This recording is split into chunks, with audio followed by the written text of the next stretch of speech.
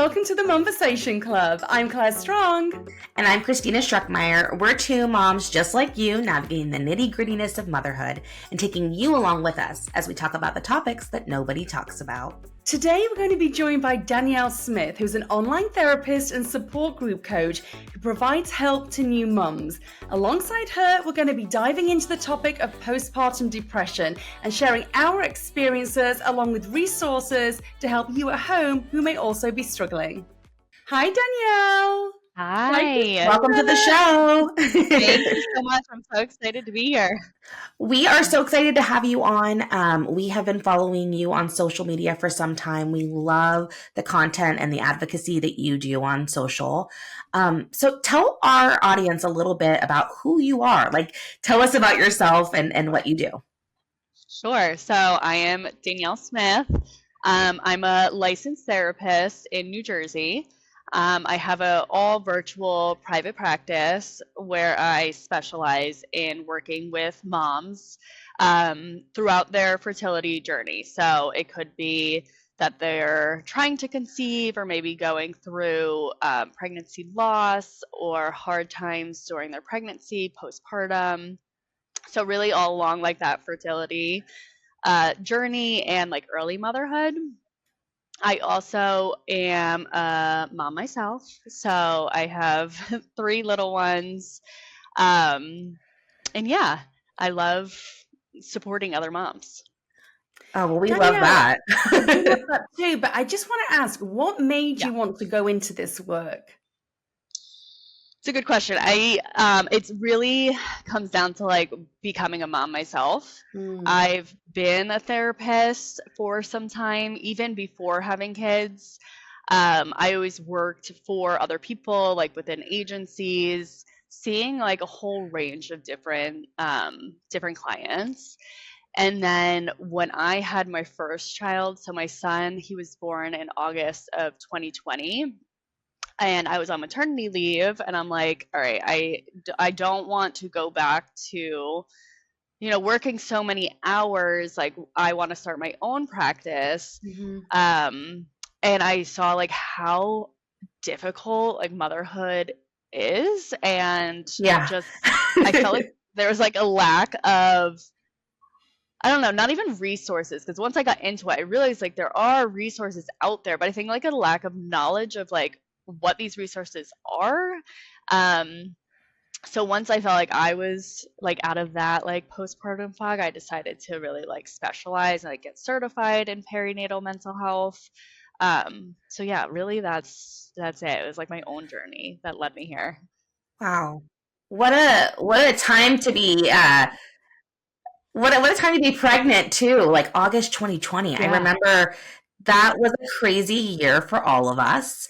Yes. So thinking about your motherhood journey, I'm just thinking about how much mental health was probably a big top of mind thing during that time.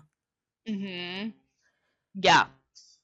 I mean, it was like looking back, I can't even believe it. Like it feels like it was so long ago, but also like it was just yesterday. Because I got pregnant like before COVID, like in December. So then COVID hit, and so like most of my pregnancy was during that time being like in quarantine and so much uncertainty of like anything, like a lot of fear.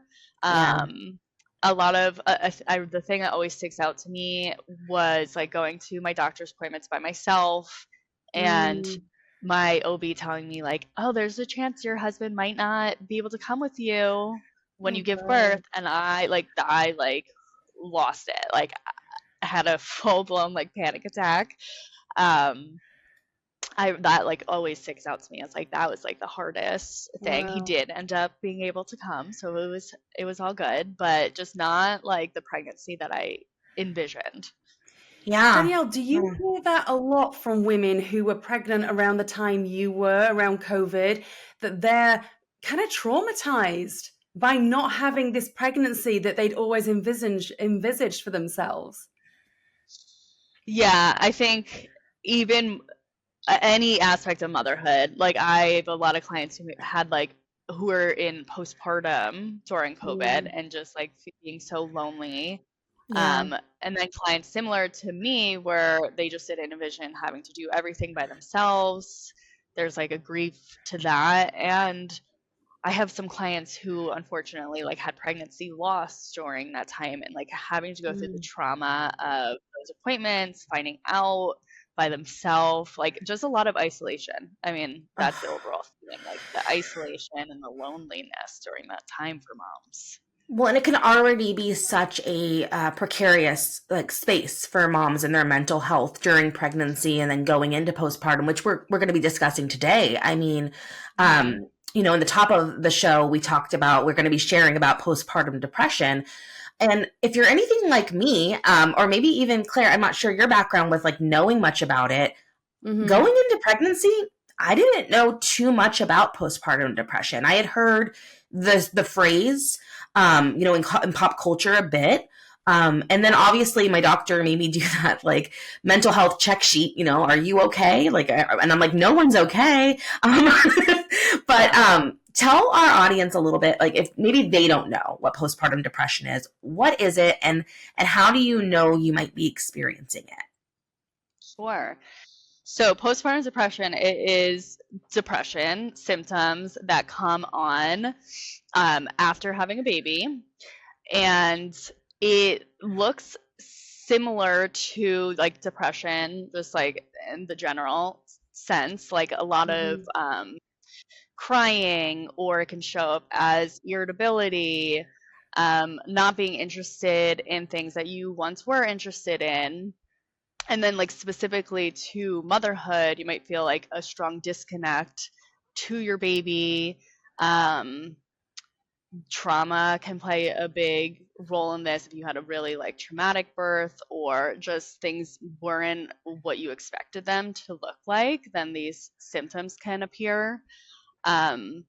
But something a lot of new moms don't realize is that the first 2 weeks that baby blues can show up, and like 80% of women actually experience the baby blues during that time. Wow. So the difference, like postpartum depression, if it lasts longer, if those symptoms last longer than 2 weeks, then that's when you would be like, looked at or screened for depression at that point.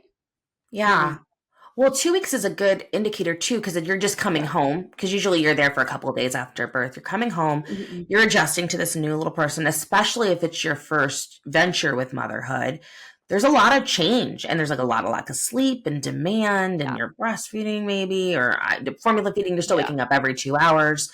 How is so? Is it just the length of time that it would be as far as like the difference between that postpartum depression and baby blues? Like, how do you know when you're starting to kind of dive into that territory of maybe not being okay?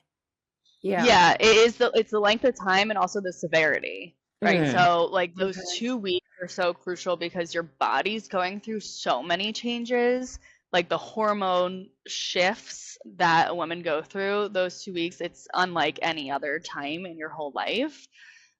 So that's why it is so common to be more like tearful during that time, more emotional, more to have more of these symptoms during that time, because there's so much going on within your body. And then, you know, the sleep deprivation.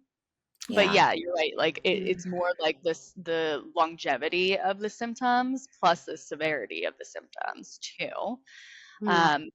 You know, you might just be like tearful with the baby blues, but with postpartum depression, it's more excessive crying, more excessive irritability, excessive disconnect. Some women can have like intrusive thoughts, thoughts to harm themselves, thoughts to harm their baby. It can be really scary. Yeah, I mean, I've shared a little bit here and there on our not our social media, but on our show about my experience of postpartum depression, but I haven't really gone deep with it. But yeah, you mentioned intrusive thoughts, you mentioned the severity of it, and also something that really shocked me that I didn't realize is I had my first child, and I definitely had baby blues, but then it subsided, and I felt, you know, like any new mom, I was tired, but I was okay.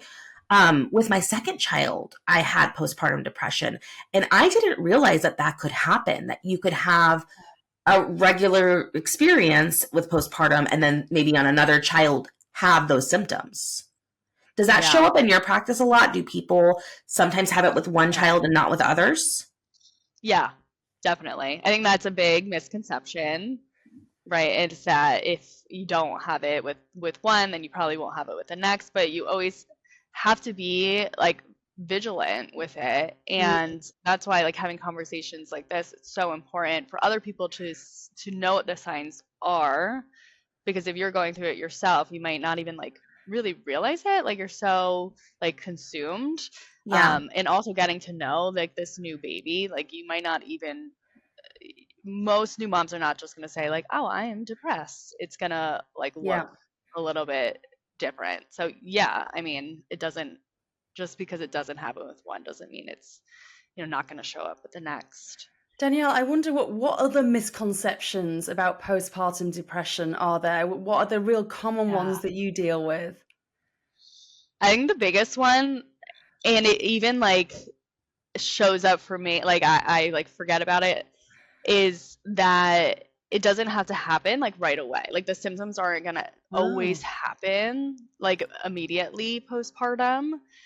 You could like not experience the baby blues at all, but then like 6 or 8 months down the road, start to get symptoms of depression. And I say like even for me, like my first, I think they did show up right away, but then my second, I was like 3 months in, I'm like, oh, I got this. Like, Yeah, I'm didn't in the show up. clear. I'm good. And then all of a sudden, it's like I'm going back to work. I'm having issues with breastfeeding. Like all these other things kind of started yeah. happening, and then the symptoms came. Even this time, I mean, this is my third time postpartum. It's been, I'd say, like my best experience, but like it was a few months later where like things I kind of noticed like some changes within my mood. So I think that's a huge one. Like people don't realize it doesn't necessarily happen right away. That's really Mm, interesting because, I think about the way that we treat women postpartum, and the way yeah. that our culture navigates it. We're really there, usually, if you have a supportive community. We're really there for them in those first few weeks. And Yeah. then, the meals start tapering off and like people stop checking on you. And as you get into like that 3 months to a year space, you may see your neighbors and like your immediate family, but you're not getting those like visits. And Yes. Hmm. people may not know that you're struggling because they're not coming and visiting you as much. And it's Hmm. just there's this emphasis. I think it's goodwilling. It's a good venture to do it, and have someone come over early and help you because you do need help then. Yeah. But I'm hearing from you like maybe we need to check on moms 6 months down the line, 8 months down the line, and make sure they're still doing okay. Yeah, and Yes. Christina, just to jump off the back of that, Danielle, we've spoken in depth about this on the Momversation Club about that lack of support for mums after the first initial weeks of giving birth. And, as fellow moms, we try to create this village, and we certainly do one here. But, how can we be looking out for our fellow mum friends in our lives, or maybe our sisters-in-law, or people around us who are Hmm. postpartum? What are the warning signs basically we should be looking out for? Yeah, it's such a good question. I mean, I think the biggest thing is to be direct, like to ask, how are Mm, you doing? Because you're right, like after, I feel like that happens a lot in the beginning. How are things going? How are you adjusting? Or how's baby, right? And then the yes. moms often get forgotten. So I would, my biggest recommendation would be to ask directly, and not just assume, because a mom can look like they have it all together and they could be getting out of the house because they're a mom and they have to do those things, but on the inside they might not be feeling well at all. Um, so yeah, I would say like don't assume. I would say Hmm. too, like if you notice like you have a friend who was more social before becoming a mom, but now you notice that they're isolating a lot, maybe they're not answering your calls, your texts. Yes, their whole life has changed and maybe they don't have as much time to do those things, but that would be an indicator to at least ask, how are you doing? But really, like how are you doing? Mm. I want to know the truth. Yeah, yeah. And I think also there's this, like you just mentioned, like moms look like they have it together. And I think as a mom, we all are just trying to do our best to look like we have our stuff together at Yeah. any moment in motherhood, especially when you're a new mom, because there's so much pressure on us to bounce back and get back to normal and blah, blah, blah, blah, blah, even though your normal is completely different now. Like you're no longer the same person. But I think that there's that situation where, we're all trying to do our best poker faces of being okay.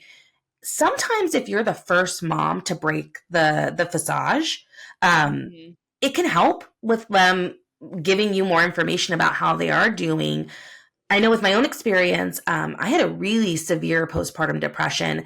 And so now when I have new moms in my world, I will, let them know that. Like, hey, how are you doing? I know about this time was when, blah, blah, blah was happening in my world. How is that looking like for you? And sometimes it even means just showing up, maybe just bringing a cup of coffee and being like, hey, I'm in the area. I want to bring you some coffee. Drop it by. No pressure for visit, but even just seeing them face to face for a second, you can catch a vibe. Yeah. Hmm. For sure. Yes. Do you think, Danielle, that this is becoming more of a topic that women are comfortable discussing? Because we're all about trying to, break down those, barriers surrounding difficult topics. And this is definitely one of them that's up there with the most uncomfortable things that mums would potentially talk about. But do you think it's getting better? Do you think mums are feeling safer and more comfortable when it comes to opening up about postpartum depression? I mean, I think so, and I really Mhm. like to think so. I do notice, and I don't know if it's because I'm like so immersed in the world of mental health, but I do notice people speaking like their truth more. Right, like I think there was, especially like when I'm thinking specifically about social media. I think there Yes. was a time where it was very curated and everything looked all pretty, and now I am seeing like a shift, even with people who aren't in the mental health world sharing a little bit more. Like this is the truth. Like this is really what I am going through, or what I'm struggling with, or what's really Mhm. hard, which I think is awesome. Yeah. So yeah, I mean, I think so, and I like to believe so. It's interesting you brought up social media, Danielle, because again, that's something we talk about often on this show, and how women can feel very insecure and very lacking because they're comparing themselves against all these perfect mums on social media. Yeah. But it is great to see that women on social media are becoming more comfortable with sharing their truth, and their truth doesn't necessarily look like the photos they just post on Instagram.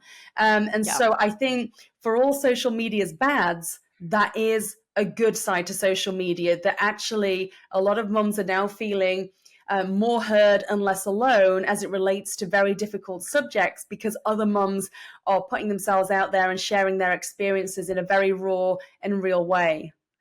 Yeah. So Yeah. true. So true.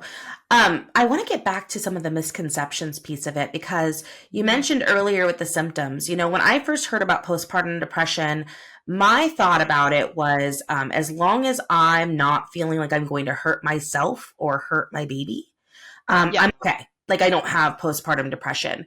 But I didn't realize, going into it, that, it heightened anger, like mom rage, was a Yeah. big, big factor, or the excessive crying, or just heightened anxiety and emotions in general. And, I just didn't realize that that was a big piece of it. Is that something that, what's the symptom that usually brings people to your doorstep? Like, what's the thing that makes them go, oh, I need help?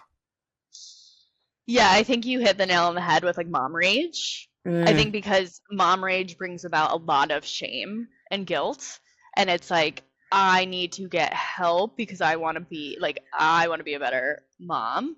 Right? I think like as moms, we will do anything for our children. So when the rage starts impacting your parenting, then that will bring them to me. Um, yeah, I think that's a really big one. Yeah. And not just anger, because like Yeah. we all lose our temper sometimes and we all have like hormonal flows and things like that where we're a little heightened. Yeah. But I think that the way I experienced it, it was like this all consuming fire that needed to be shot out. Like I was so angry all of the time about every single thing. And I also had a lot of like exertion of control. Like I really wanted to control every single thing about my experience and also my child. And I felt like if I lost control in any way, that something horrible was going to happen. Mm. Yeah, I remember Christina actually. I had a good friend who had postpartum depression, and that was one of her symptoms. She was very controlling. It was to the point where if you went to visit her and the baby, and I'm not saying this is a bad thing, it's hygiene, but she would have you wash your hands before you were anywhere near the baby. But it was to to an obsessive degree. She really didn't like anyone else touching the baby. And so it's interesting that you said that, Christina. One question I've got for you, actually, you mentioning the kind of rage and the control. Were you like this with everyone in your world, Christina, at that time, or was it like directed at maybe Alex, your husband? Was there a particular like target, or was it just anything and everything? Well, I definitely think that people who already were predisposed to my rage got hit harder. So sorry, Alex. It's my husband. But I think that for me, it was always about protecting this very precious thing to me. And anyone who threatened that at all would get like mama bear, hardcore. But at the same time, and this is what led me to getting help, I was scared about myself around the baby at certain points. Okay. I didn't feel like I was going to hurt her, but I was having really intense, intrusive thoughts. And I have intrusive thoughts all the time because I have anxiety and I'm just like a woman in today's world. But, and I'll have like these crazy thoughts like, what if I just, like, but my thoughts weren't just like a random thought pops in my head and I go, that's nonsense and go about my day. It was like this interrupting thing that took over where I could visualize that entire scenario happening in a very real way. And it wasn't always specifically about the baby, but more so like anything that could threaten me and my family. It was like a lot of that. So things like I got really into safety videos about if you get trapped into a car that goes into water. And then my social media algorithm, it did not help me because the more you watch those things, the more things come into your feed. And then things happening to your baby, like there's so many news stories and things that can happen. I think the internet definitely made things harder for me with those intrusive thoughts. So when we say intrusive thoughts, I think that it's important for people to know it's not like maybe I should do that. No, it's not this like fleeting thought. It's like this interrupting thing that happens. Yeah, really disturbing, very much unwanted thoughts. And that's a big misconception.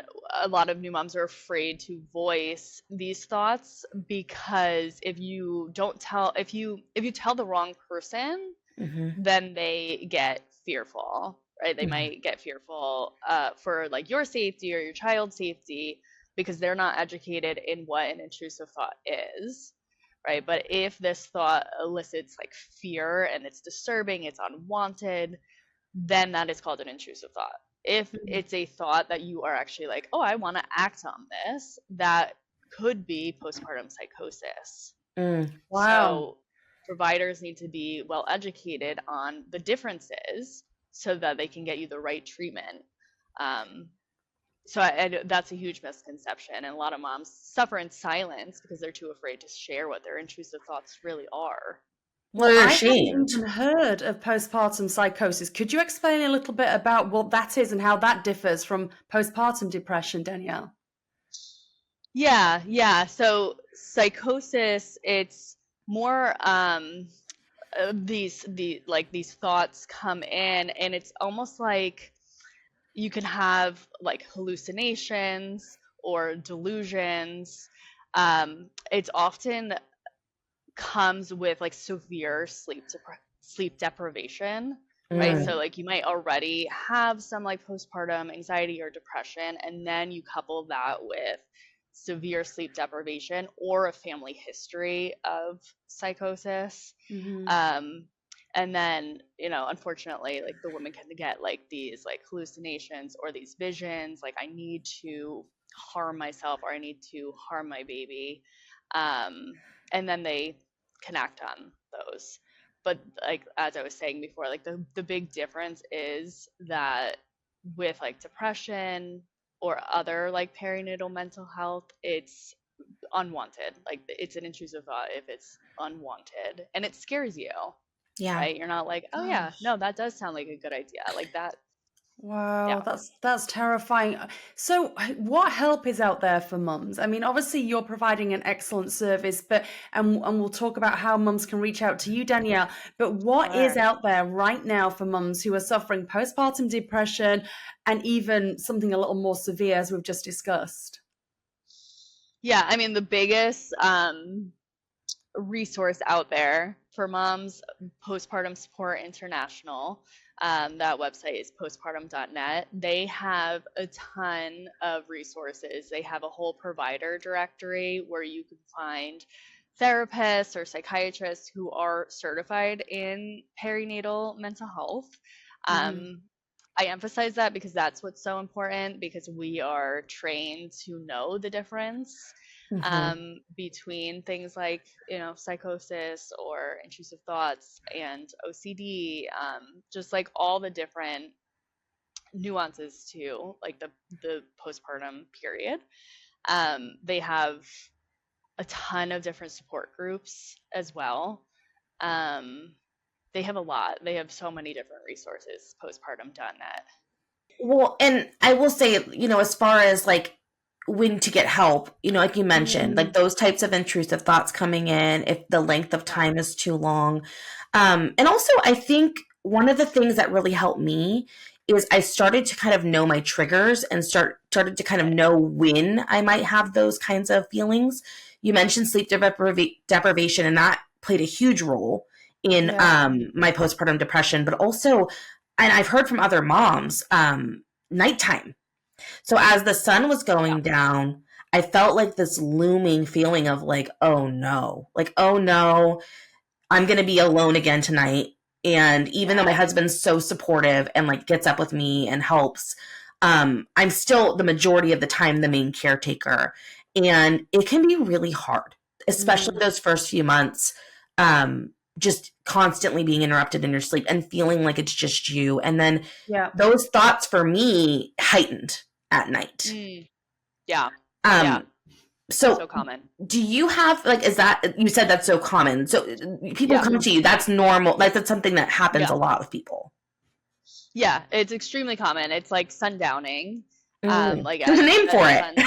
sun. Yeah. Well, they use that term a lot with like the like older population, like Yes. dementia, like as the sun Alzheimer's. goes down. Yeah, Yeah. it's funny, Danielle, because my on a slightly different topic, but my father-in-law has Alzheimer's, and my Okay. mother-in-law recently used that term to me, the sundowners, and his mood can really change and deteriorate. So it's interesting. So that happens. That is a thing with postpartum Yeah. depression, it sounds. Yeah, yeah, and it's like a lot of anticipation about what the evening is gonna be like. Mm, The racing thoughts can start feeling extremely like lonely. I know, like when you're up in the middle of the night at 3 a.m., like you yeah, just feel like you're the only person in the yeah, world. I remember that, like that's where a lot of like my anxious thoughts would pop in, or um, the crying could happen Yeah. in the middle of the night like that.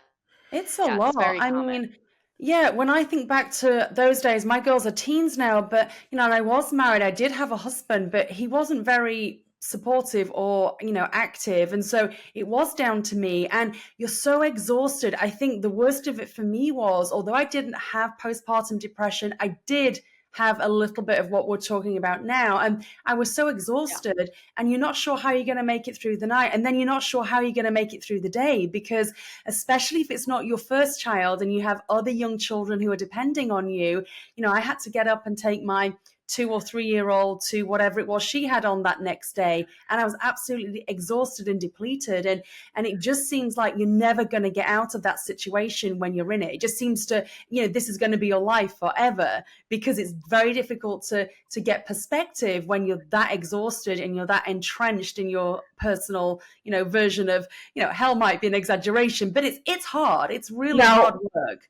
There's a reason why they use it as a form of torture. Okay, Claire? Like sleep deprivation. Sure, yeah. Could you imagine if that was the case? Like sleep deprivation plus we're going to latch something to your nipples every 2 hours, or scream in your ear, and you have to make sure that you don't lose your temper because that can permanently mess up your kid.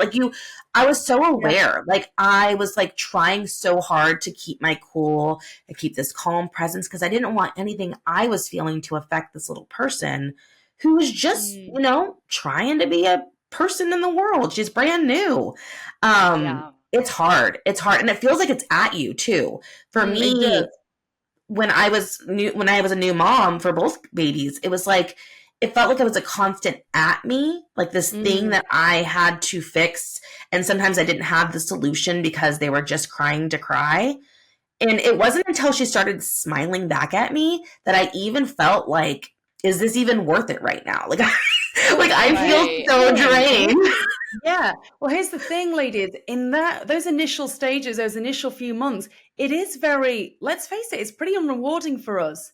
Because we're doing everything. We're absolutely exhausted. The baby doesn't really interact with us. They're not smiling at that point. And so it feels like we're doing all of this for what? This baby doesn't even seem to like me half of the time. It's screaming at me. I mean, it won't let me sleep. I can't, in my case, my youngest, I breastfed both of them. But when it came to moving my second one onto formula and taking a bottle, she wouldn't have any of it. So and she wouldn't take a pacifier or a dummy, as we call them in England. And so I had this little baby with me all the time. I couldn't get away from her.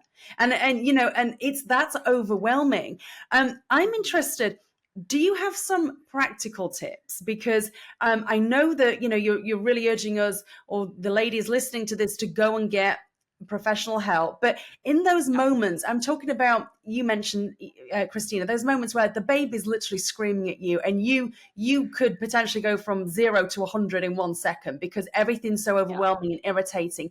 What small practical things can we be doing as postpartum mums to just ease this situation and to de-escalate, basically?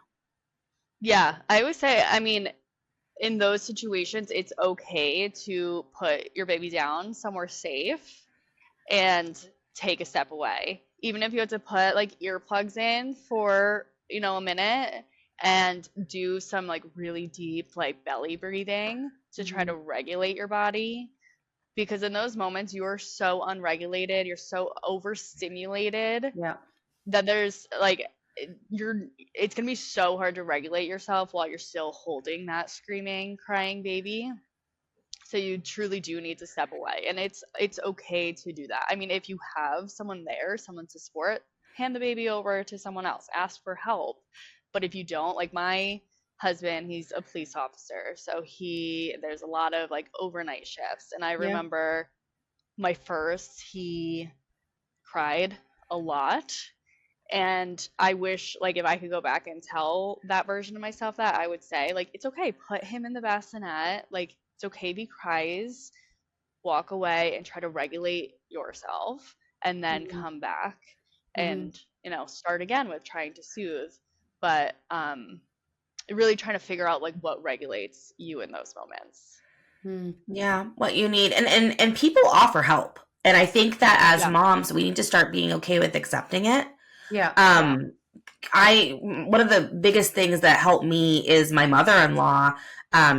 She can be a little much sometimes. I love her so much, but she gave me the gift of coming over very early every morning, and it was an on time. She was going to be there at this time, and sometimes on those nights that were really, really hard, it was the knowledge that at 4 a.m. someone will be here. And I will be able to hand over this baby. And I remember looking at the clock and be okay, it's 2:30. I can make it an hour and a half. Let me just figure this out. And then I can go to sleep. and having that off time. And I know I've offered it to other moms, and I'm always met with, yeah, sure, maybe I'll call you. And it's like, just keep offering it, because and accept it. Like, if you're a mom being offered that help, take the hand, because you don't have to be too proud. Like, we've all been in this before. We know what it's like, and we're trying to do better for you. Like, we wish we had it for ourselves. Oh, sure. And I think if I were to go back and tell my then self, my newly postpartum self, some advice, it would be exactly that, because I still to this day don't accept, don't accept help when I should accept help, as it relates to the kids. It's, my husband, he's very busy with work. He's a lawyer. He's out of the, house a lot. He travels a lot. He has a stressful job, but he does sometimes ask to, can I help with the kids? Do you need me to run them around? And my default setting is, no, I've got it. I mean, even, I'll tell a funny story, even on our wedding day. So this is my second marriage. And so when Kyle and I got married, my girls were, I think they were 9 and 11, something like that. On my wedding day, I didn't even think to offload the girls to a friend's house so they could get ready there. So Kyle was doing his own thing. We'd got my in-laws staying in a hotel nearby. So he did his own thing, went to the gym, got in the shower, went and collected his parents. Meanwhile, me, the bride, with my girls who were the bridesmaids, I was getting the three of us ready. I took us all to the hairdressers that morning. I was driving us around. I was getting in my dress. I was helping them get in their dress. I drove the three of us to the wedding in my own car. And the hilarious thing was, this is just ridiculous. My goodness. The hilarious thing was, we're pulling up, some of the guests had already arrived, and I'm waving at the guests, and I'm dropping the girls off. So and then I'm like, I'll be back in a few minutes. I just need to find parking. So I'm driving around finding parking. The whole thing was ridiculous. And with hindsight, I should have realized that I cannot do all of that. That's not necessary, and no one's expecting me to do it all. But I assume, because I've had this thing going right from the early days of motherhood, that I need to do everything or I'm a failure. Yes. Yeah. I think that's so relatable. I feel like we all have that. And I feel like if we just let people in and let them help us, and we go out and get these resources that are readily available to us, whether it's a person or a support group or an online therapist, we are going to be better off. We could talk about this topic for forever, I feel like, and there's so many layers. So if you're listening and you want to know more about a certain piece of this, like, reach out to us. But for right now, if you're someone who either is struggling and you're in that period of, maybe trying to get pregnant or dealing with losses, or maybe you're in this postpartum space, how can they get a hold of you? Like, how could they get help from you directly? Yeah, so they could find me on Instagram. I mean, my handle is at Empowered Motherhood _. My therapy website is Empowered Counseling. And you do online therapy. Sorry, before you can go anywhere. No. So therapy, I'm licensed in New Jersey. So for my therapy clients, they have to be in New Jersey to get therapy from me. I do also do coaching as well. So with my coaching, I can see anyone, anywhere. And I also have a lot of free resources. I have an online course for expecting mothers to help prepare them mentally for postpartum. Oh, I love that. And then I run a support group, and that group since it's a support group, it's not therapy. Anyone in the whole world can be a part of that. Any new moms. That's so great. And I interrupted you when you plugged the website. So can you repeat that again? Oh, that's okay. So my therapy website, that's empoweredcounselingnj.com. So if you're a mom in New Jersey, that's a great place to go learn more about me. But I honestly, even Instagram, I think is the best spot, because I have on there, I have a Stan store where you'll be able to see all my resources right on there on the link in my bio. So that's Awesome. Empowered Motherhood. We will put that in our show notes. And I encourage you, whoever's listening, to go follow Danielle because you do such great reels and educational content. And it's informing, but it's also really entertaining and like very relatable. Sometimes I'm watching and I'm like, oh my God, that's too real. Oh, thank you. So she's a good follow too. Even if you don't quite need help for this right now, I think you talk about motherhood in a way that needs to be talked about more. Yeah, thank you. I appreciate that. And that brings us to the end of another episode of the Momversation Club. And if you've enjoyed today's show, please don't forget to subscribe, like, and leave a review. We really hope that today's episode has helped you to feel more seen and less alone in motherhood. Until next time, bye for now.